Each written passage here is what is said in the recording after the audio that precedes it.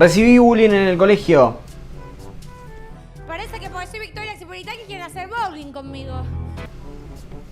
Sí, pero muy poco. Quizás siempre tuve una autoestima bastante fuerte, por eso no me hacían mal los chistes, las burlas. Por culpa de mis movimientos afeminados o porque me gustaba Thalía o no sé por qué mis compañeros me empezaron a llamar Castrolo. El colegio era un toque difícil. Yo era un pibe muy extrovertido en mi casa. Me gustaba disfrazarme en los cumpleaños, hacer de conductor de programas con mis primos. Pero en la escuela yo la pasaba como el ojete. Porque no tenía amigos, como que le tenía cierto miedo a interactuar con varones. Y también era un poco raro que me metan en el juego de las mujeres. Si por lo menos hubiese aprendido a saltar a la soga por ahí, pero no, ni eso. Uno de los momentos más chotos para mí era el recreo. Porque yo me veía obligado a estar solo. Recuerdo que lo que hacía era esconderme detrás de las carteleras del colegio para que nadie me viera, y si alguien me veía decía que estaba jugando a las escondidas, cosa que era mentira. Yo me quería esconder porque estar solo no estaba bien visto. No estaba bien visto para mis compañeros, pero tampoco para los maestros. Para que se den una idea, la señorita Laura llamó a mi mamá para contarle que me veía muy solo y que yo no tenía figura paterna. Como siempre, el machismo en algún lugar de nuestra vida. Era culpa de mi viejo que yo no me calce los botines y me vaya a jugar al fútbol. Que dicho sea de paso, a mi viejo nunca le gustó el fútbol. Y era culpa de mi vieja que me sentaba a ver Marimar a la tarde. Así que como la señorita Laura no sabía cómo lidiar con un nene que no era muy parecido a los demás, le echó la culpa a los padres. Otro momento de mierda en el colegio era educación física. No solo porque nos separaban a los varones de las mujeres, y yo con los varones no sabía interactuar hasta hoy, sino porque además de profesor de educación física lo tenía a Mati. Que Mati no me quería nada. La luz me está cagando el video, la concha de mi madre. Lo peor es que Mati fue el mismo profesor durante toda mi primaria y secundaria. Imagínense estar todo el ciclo lectivo durante 6 años con el mismo profesor homofóbico. El pecado de la... Ese mero, exactamente. Yo me sentía muy cómodo entre docentes que veían en mí una beta artística, que me dejaban hablar, que me dejaban expresarme, que se reían de mis chistes. Recuerdo que una vez viajé en el Lujanero, el colectivo 276 que viajaba a Luján, con Ana Bianchetti, que era la directora del primario. Era una mujer que siempre se vestía elegante. Dale, la reputísima madre que te reparió en tanga. Yo no puedo creer. Y yo la amaba porque era una mujer que siempre me preguntaba cómo estaban mis cosas. Por ahí lo hacía medio obligada porque estábamos compartiendo el mismo colectivo, pero lo hacía. Y una vez leyó un relato que yo había escrito. Me dijo, vos tenés que escribir, vos sos muy bueno para esto. Y eso a mí me re quedó porque muy pocas personas me habían marcado mi talento. En mi casa siempre se dijo, vos vas a ser el artista, pero nunca me marcaron un talento. En fin, volvamos a Mati. Uy, justo otra vez. El profesor de educación física también se dio cuenta que yo era rarito. Supongo que por eso no me querían nada. Era muy fácil ser docente de educación física, rascarse las pelotas en el campo de deportes y decir, chicos, vayan a jugar al fútbol cuando tenés 30 pibes a los que les encanta correr detrás de una pelota. Pero había uno al que no le gustaba. Si hay algo que me molestaba muchísimo de este chabón es que se burlaba de mí. Porque que todos mis compañeros crean que yo era el estúpido y que no me daba cuenta que se reían de mí, ok, me chupan un huevo, chicos. Pero que lo haga un adulto que supuestamente estaba ahí para cuidarme y para protegerme, me enojaba muchísimo. Seguramente yo tenía parte de la culpa porque yo era bastante tarado. Me callaba la boca, no iba al conflicto, hasta que pasaron un par de años y bueno, acá estoy. Pero eso no le daba derecho a él, ni a nadie, de burlarse de un menor. Porque eso era lo que a mí me hacía ruido en la cabeza. Yo era el menor y él era el adulto responsable. En definitiva, él estaba siendo muchísimo más inmaduro que yo y que todos mis compañeros juntos. Yo me quedaba ahí, calladito, viendo cómo el adulto se reía de mí. La pasaba tan mal en las clases de educación física que durante los últimos 2 años no asistí. Yo no miento, pero no me gusta que me pongan en un lugar donde no quiero estar y no lo busque. Mati es una figura muy importante cuando yo hablo de mi homosexualidad. Quizás hoy por hoy Mati sea un excelente director de colegio, pero yo guardo de los peores recuerdos. Porque Mati era un pendejo más, una persona que trata mal a otra persona por el tan solo y simple hecho de que es diferente. Bueno, que es diferente, ¿no? Uno que no entendía que tenía enfrente 30 personas formándose, 30 cerebros en blanco.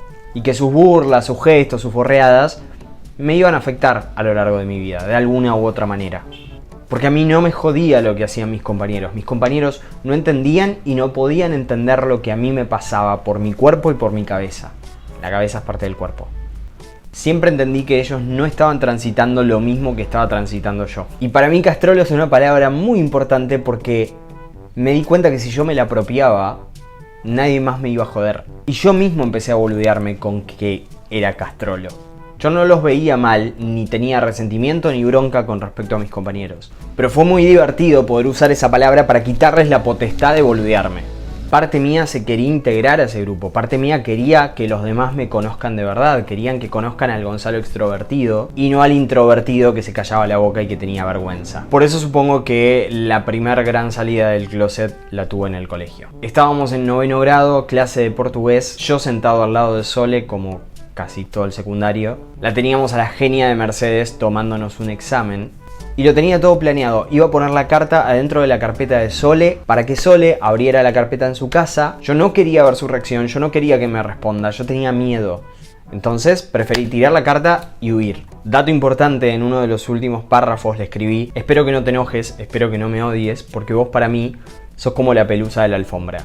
Sucia, roñosa, pero siempre está. Nosotros con Sole teníamos esa relación particular de decirnos a través del odio lo que nos queríamos. Sole es una persona muy importante en mi vida, pero además en mi vida escolar. Ella fue la primera persona en la que yo pude confiar, no solo que era gay, sino que además pude confiar una amistad, pude confiar una relación. Encontré en ella mi par, y es una persona que sigue estando en mi vida y que amo muchísimo. Cuestión, volvemos a la carta. Entonces estaba la carta en la mochila, los dos con el examen, Mercedes tomando la prueba.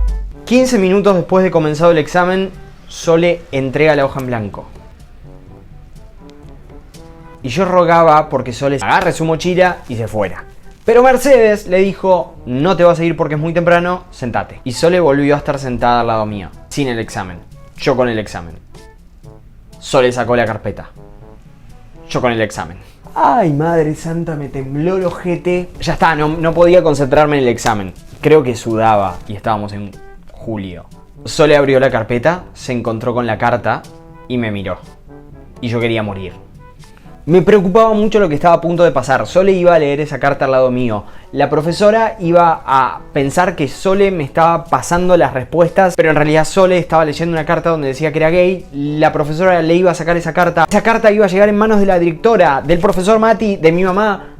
Todo el mundo se iba a enterar. Y encima yo tenía que estar concentrado en ese fucking examen de portugués. Eu ficava nervoso a tu caralho. Entonces, no podía hablar porque estaba en examen. No sabía cómo decirle a Sole: deja esa carta, la lees después. Sole seguía leyendo. Yo no podía seguir escribiendo. Mercedes que miraba de reojo. Toda la situación era muy complicada. En mi cabeza, si lo pienso hoy, era una boludez, pero en mi cabeza era muy complicada. Entregué el examen a medio hacer, que de hecho Mercedes unas semanas después me preguntó: ¿por qué si venías tan bien lo entregaste en blanco? Pasaron cosas. Volví a mi banco, me senté al lado de Sole y no podía ni mirarla a los ojos. A los pocos minutos Sole me miró y me dijo: ¿qué querés que te diga? No es nada nuevo para mí. Yo ya lo sabía. Leí. Y como vi que me sonreía, como que me sentí mucho más aliviado y le dije: pero decime algo más. No tengo nada más para decirte que yo también te amo, te quiero mucho. Y que si yo soy tu pelucita, vos sos la pelusa esa molesta que aparece en el pupo. Y ahí nació Pupi. El alma me volvió al cuerpo y volví a respirar. Después de eso se lo conté a más personas, pero eso da para otro video. Me sentía tan liberado y me importaba tanto un carajo lo que los demás piensen, que ya casi todo el colegio prácticamente lo sabía. Y eso también hizo que yo me sienta más integrado. Siendo una persona extrovertida, que estuvo introvertida durante mucho tiempo, era mi momento de: ok, acá salgo y soy yo. Porque el hecho de haber confiado en ese grupo de personas hacía que ese grupo de personas también confíe en mí. Había madres de amigas como Jackie que me bancaban muchísimo, me amaban, y fueron las que me dijeron: el día que se lo cuentes a tu mamá lo va a aceptar y no va a tener problema. Y igual me daba cagazo.